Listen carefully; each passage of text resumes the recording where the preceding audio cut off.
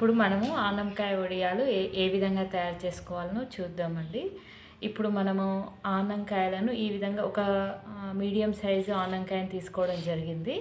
దీంట్లో ఈ విధంగా పీసెస్గా కట్ చేసుకున్నాను. 6 పీసెస్ అయినాయి.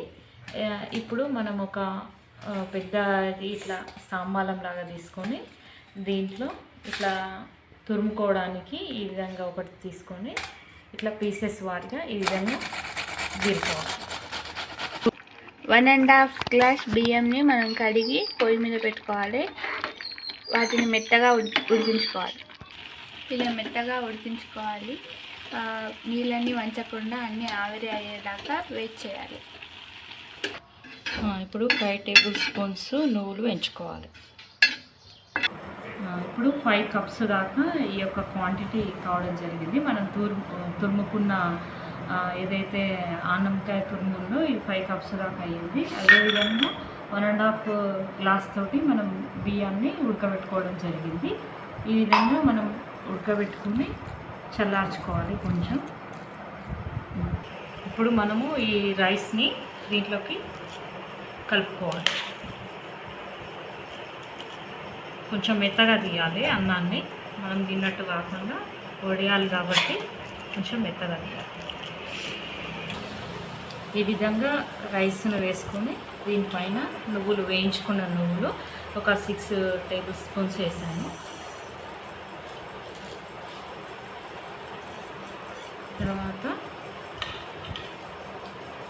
మనం వేయించుకున్న నూరుకొని పెట్టుకున్న జీలకర్ర పొడి ఒక 1.5 టేబుల్ స్పూన్ వేయడం జరిగింది.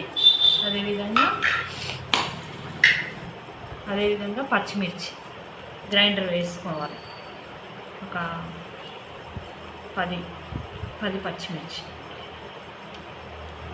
ఇప్పుడు సాల్ట్ 1.5 వేస్తున్నాను. ఈ దీంతో కొంచెం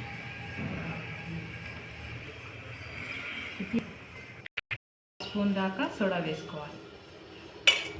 ఇప్పుడు ఈ ప్రాసెస్ని మొత్తం ఈ యొక్క మొత్తము దీనికి అన్నము ప్లస్ ఈ యొక్క తురుముకున్న ఆనంకాయ తురుముని మొత్తం అన్నీ వేసాం కదా, ఈ విధంగా గట్టిగా మనము కలుపుకోవాలి. అన్నీ మిక్స్ అయ్యేటట్టు.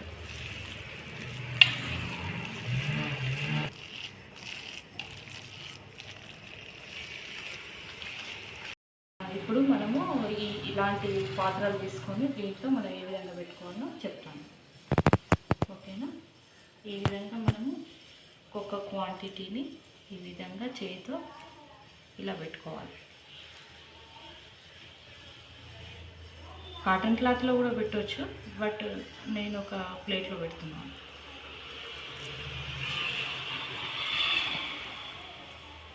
ఇలా అన్నీ పెట్టుకోవాలి.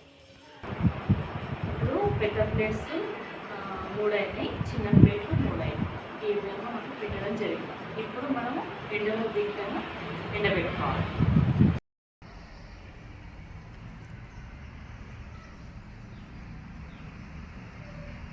ఇప్పుడు మనం వడియాలు ఎండబెట్టుకున్న తర్వాత ఈ విధంగా మనకు రావడం జరిగింది.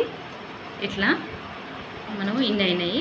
ఒక ఆనంకాయకి 1.5 గ్లాస్ బియ్యానికి మనము ఇంగ్రీడియంట్స్ చెప్పాను కదా, ఆ విధంగా చేయడం ద్వారా ఈ విధంగా మనకు ఇన్ని ఒరుగులు అయినాయి. దీన్ని మనము ఏ విధంగా డీప్ ఫ్రై చేసుకోవాలని చూపిస్తాను. ఇప్పుడు మనము డీప్ ఫ్రైకి సరిపడా ఆయిల్ పోసుకోవాలి. ఆయిల్ పోసుకున్న తర్వాత మనం ఒక్కొక్కటిగా వేయించుకోవాలి. హై దాంట్లో పెట్టాలి మనము.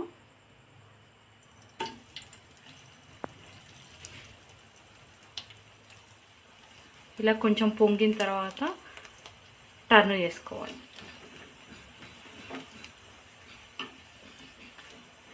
ఈ విధంగా అయిన తర్వాత మనము తీసేసుకోవాలి. నెక్స్ట్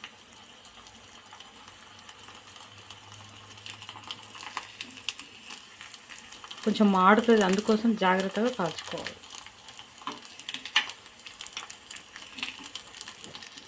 ఇట్లా 2 దిక్కులు కాల్చుకొని తీసేసుకోవాలి.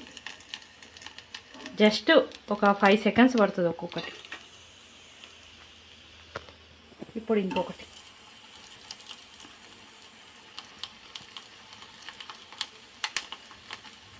ఇప్పుడు టర్న్.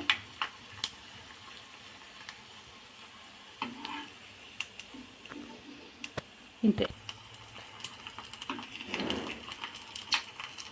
ఇలా అన్నీ కాల్చుకోవాలి.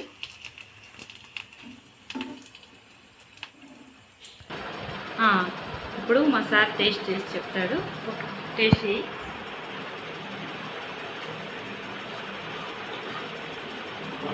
మంచి టేస్ట్ ఉంది. సాంబార్లా అన్నం వల్ల నంచుకొని తింటే ఈ ఒడియాలు సూపర్ ఉంటాయి. మీరు అన్నారు కూడా ఇదే విధంగా చేసుకొని తినాలి. Thank you.